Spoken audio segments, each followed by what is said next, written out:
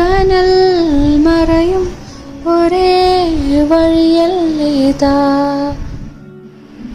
ഈയിടെ ഇറങ്ങിയ പൂക്കൾ എന്ന് പറയുന്ന ഒരു ആൽബം സോങ് ഉണ്ട്, ഒന്ന് കേട്ടു നോക്കൂ. ഇന്നെനിക്ക് ഭയങ്കര ടെൻഷനുള്ളൊരു ദിവസമായിരുന്നു.